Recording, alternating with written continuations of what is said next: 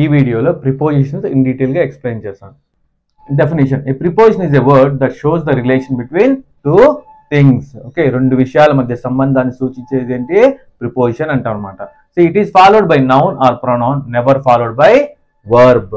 Preposition pre plus positioned అంటే position before means preposition అనేది noun ముందు కానీ లేదా ప్రొనౌన్ ముందు కానీ వస్తుంది. అంటే prepositions are placed before noun or pronoun. Pronoun ముందు కానీ నౌన్ ముందు కానీ మనము ప్రిపోజిషన్ ని ప్లేస్ చేస్తాం.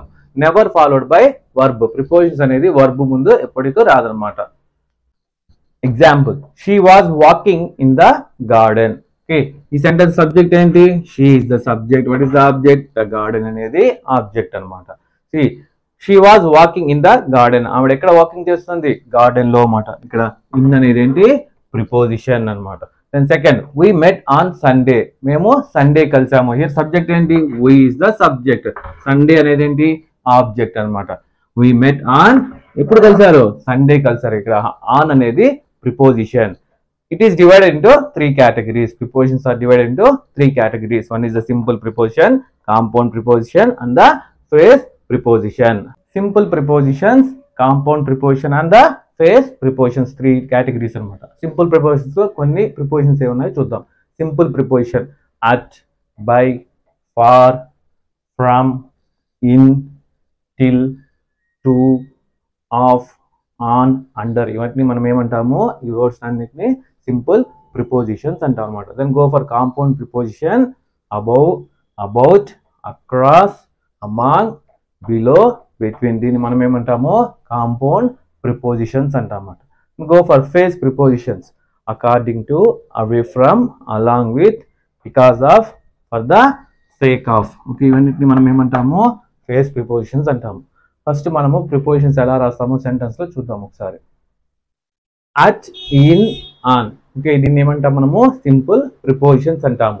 ఓకే, ఇవన్నీ ఎలా యూజ్ చేస్తామంటే we use on with days and date. Sentence లో డేస్ గురించి కానీ డేట్ గురించి కానీ మాట్లాడినప్పుడు మనము దాని ముందు ఏం ప్లేస్ చేస్తాము? ఆన్ అనే ప్రిపోజిషన్ ని ప్లేస్ చేస్తాము. In with months and years. Okay, sentence లో మంత్స్ కానీ ఇయర్స్ గురించి డిస్కస్ చేసినప్పుడు దాని ముందు ఏం ప్లేస్ చేస్తాము? ప్రిపోజిషన్ ఇన్ అనేది ప్లేస్ చేస్తాం అన్నమాట. Then at with point of time. ఏదైనా టైం గురించి డిస్కస్ చేసినప్పుడు సెంటెన్స్ లో మనం ఏం ప్లేస్ చేస్తాము? అట్ అనేది ప్రిపోజిషన్ ప్లేస్ చేస్తాం అన్నమాట. See we shall come dash 6 PM dash Monday. So ఇక్కడ ఏంటి? ఈ సెంటెన్స్ లో we shall come ఇప్పుడు 6 PM అంటే ఇక్కడ టైం గురించి డిస్కస్ చేస్తాం. మనం ప్రిపోజిషన్ ఏం ప్లేస్ చేస్తాము? టైం గురించి. At the point of time అంటే we should use the preposition at. We shall come at 6 PM. then dash Monday అంటే డే కానీ మండే డే కానీ డేట్ గురించి మనం డిస్కస్ చేసినప్పుడు ఏం ప్లేస్ చేస్తాం? ప్రిపోజిషన్ ఆన్ అనేది ప్లేస్ చేస్తాం అనమాట. Okay, we shall come at 6 PM on Monday. ఈ విధంగా మనము సెంటెన్స్ లో ప్రిపోజిషన్ ని ఫిల్ చేయాలన్నమాట. Then next example: he came here dash March dash 2010.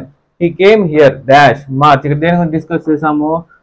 Month గురించి అన్నమాట. ఇక్కడ మంత్ గురించి వస్తే మంత్ గురించి కానీ ఇయర్ గురించి రాస్తే ప్రిపోజిషన్ ఏం రాస్తాము? ఇన్ అనే ప్రిపోజిషన్ రాస్తాం అనమాట. he came here in March in 2010 గా మనము సూటబుల్ ప్రిపోజిషన్స్ ని మనము సెంటెన్స్ లో ప్లేస్ చేస్తాం అనమాట.